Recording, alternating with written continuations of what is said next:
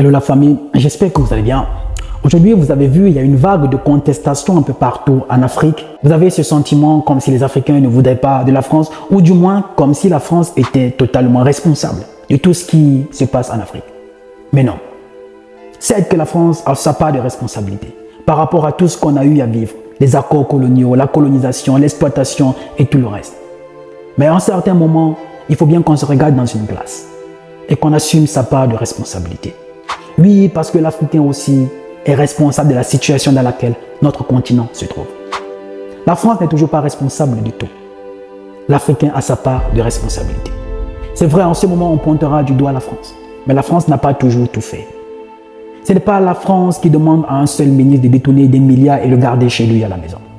Ce n'est pas la France qui nous empêche de construire des routes. Ce n'est pas la France qui nous empêche de construire des hôpitaux. On n'a jamais lancé des projets pour développer notre pays, pour construire des routes, pour construire des hôpitaux. Et quand la France a dit, vous ne ferez pas ce projet. À un certain moment, regardons-nous dans une glace et acceptons nos responsabilités et mettons-les de côté.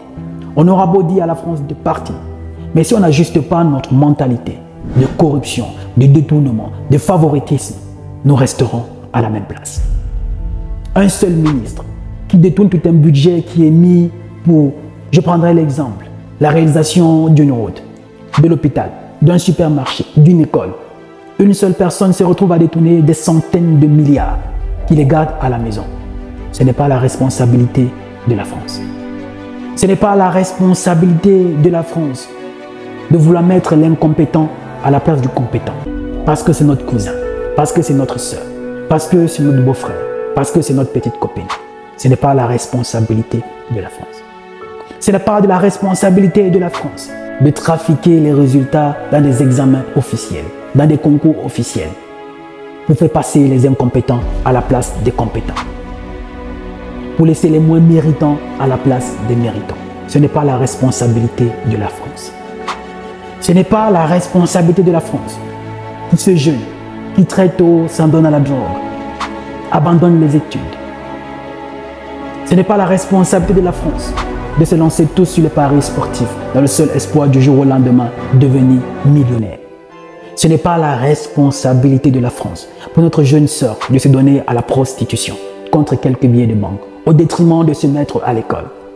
Ce n'est pas la responsabilité de la France de dépenser le peu que tu as au lieu d'investir, mais tu dépenses pour impressionner les gens. Ce n'est pas la responsabilité de la France de dépenser l'argent que tu as en boîte de nuit pour laver tes mains avec du champagne, de vivre au-dessus de tes moyens.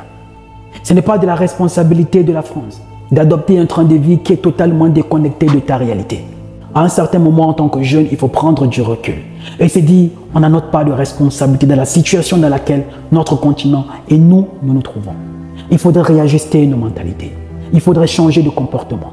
Il faudrait prendre conscience. Parce que si on est toujours dans cette position de dire que c'est la France qui est responsable, c'est la France qui est responsable, on n'avancera pas. La vie m'a enseigné une chose. C'est à partir du moment où tu acceptes ta part de responsabilité dans la difficulté et la situation que tu traverses, que tu seras à même d'aller trouver des solutions pour transformer la situation.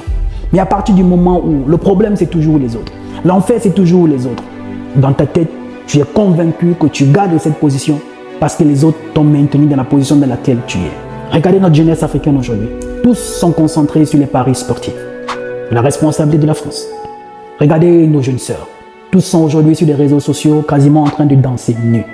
C'est la faute de la France. Regardez nos jeunes petits frères qui aujourd'hui décident d'arrêter l'école. Parce que pour certains, on veut être influenceurs. Pour nos grands frères et grandes sœurs qui leur ont miroité et menti une certaine vie qui est loin d'être la réalité. Ça aussi, c'est la faute de la France? Je ne pense pas.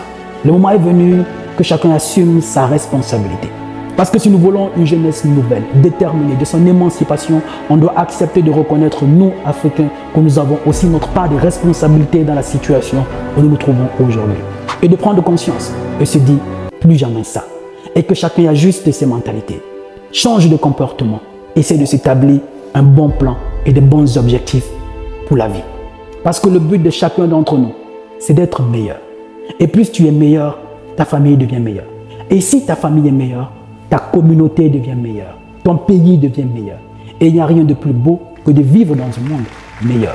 Où chacun non seulement assume la responsabilité de ses échecs, en tire des leçons mais se fixe des nouveaux objectifs à ne plus les recommencer. Certes, nous sommes unanimes à dire que la politique française en Afrique nous mène dans la position des dominés et des nécessiteux. Un peuple ne peut pas se développer si jamais il ne sait pas retourner à sa source, renouer avec sa culture, son histoire, son paradigme, sa religion, ses principes, sa langue, sa tradition. C'est tout ceci qui définit un humain. Mais nous sommes cette génération aujourd'hui pour la plupart. Nous sommes tous déconnectés de ce qui fait de nous les Africains, notre véritable identité. Oui, on a aussi notre responsabilité dans ce que l'Afrique subit aujourd'hui. Et rappelons que c'est en complicité avec des personnes autour de nous que la politique française a toujours émergé en Afrique. Parce que chacun n'a pensé qu'à l'individualisme. Il faudrait qu'on réajuste nos mentalités. C'est justement cet individualisme qui a poussé certaines personnes à ôter la vie à Thomas Sankara parce qu'ils n'ont pensé qu'à leur intérêt.